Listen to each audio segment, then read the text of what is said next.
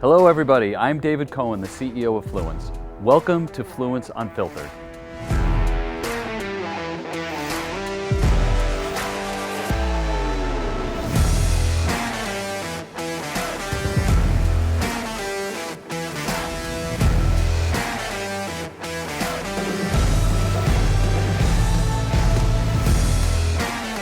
So we've seen and heard about, not seen as much, but kind of new plants produced through certain types of agriculture technology advancements. Can you talk a little bit about things that you've seen and how that's affected the industry?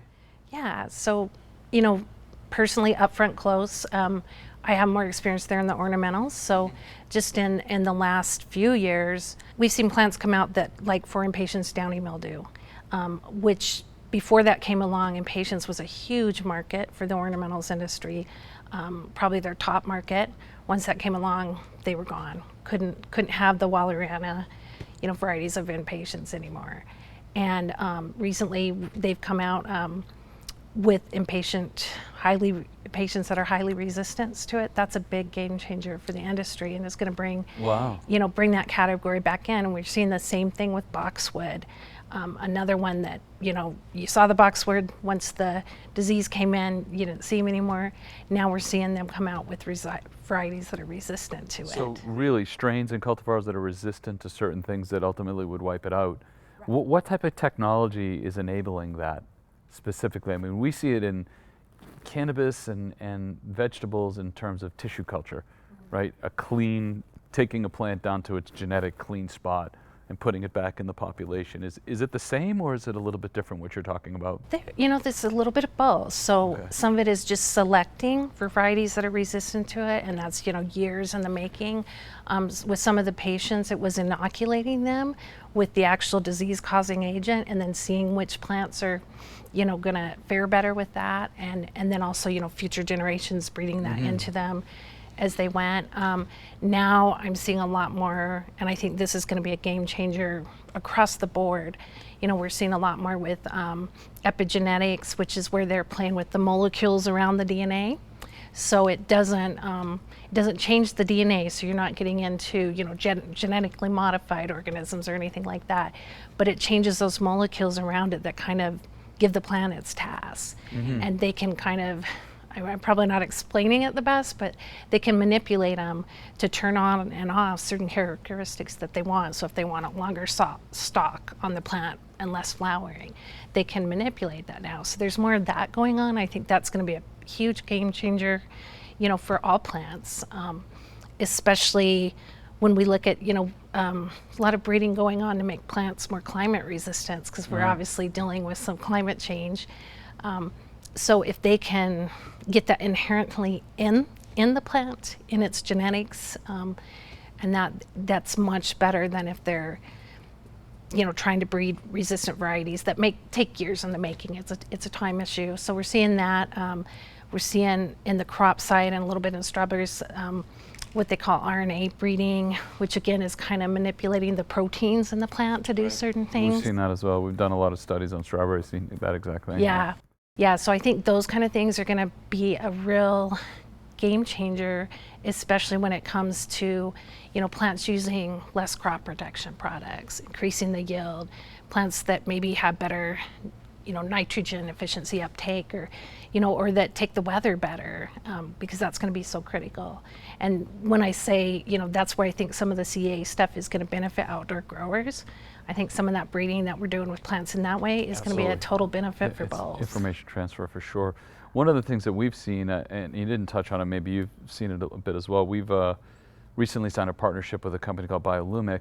It's based out of New Zealand, and they have very specific UV treatment recipes for plants that just in the initial propagation stage, if there's a very low exposure to UV, certain very types of specific UV, that it will make the plant more resistant to disease, it'll make it grow more productively, more efficiently. So I think all of these things, there's a lot of technology, and it's exciting, right? These are plants, right? This has been going on for a long time, and there is a lot of different sectors inside of this industry trying to figure out how to make it better and more efficient. I mean, I would think that that's a critical part of moving forward and being successful. Very much so, yeah. And I think, breeders are starting to realize that. We're seeing a lot more, partnerships forming. One that comes to mind is the Unfold that's associated with Bayer that's, bringing in people to, improve those genetics, particularly for the CEA growers. And, how can we make it so that it's easier for them to produce crops indoors? Because typically, especially in the vegetable area, a lot of the genetics they're using were really meant for outdoors. Yeah. So, I think that's going to be a game changer as they all go back and look at the stores of genetics that they already have, but then also, and bring those to the forefront, but then also improve on them too with future breeding, future generations. So, and I think all that's going to make it more efficient, which is, that's a game changer for success. Well, and I guess to summarize it all from your standpoint, why is it important to continue furthering the technology really and introducing new plants into something that's been going on for hundreds of years? I mean, you touched on it a little bit, but if you were to boil it down, why is this important? One, we don't want to stay stagnant. I've heard this, can you improve on the light bulb? Obviously, you're in the business of having improved on the light bulb, with LEDs and things like that. If we're not moving those technologies forward, we're going to stay stagnant, and we can't afford that. So that's number one for me. Also with the technology, using this technology to come out with new stuff, accelerating the timelines for things. Yeah. Right, because especially with the vegetable breeding, do we have, breeding can take years and years, sometimes 10 to 12 years to just bring the variety to the point where they can maybe think about commercializing it. Do we have that time with the CEA, with some of the things that are going on? Yeah.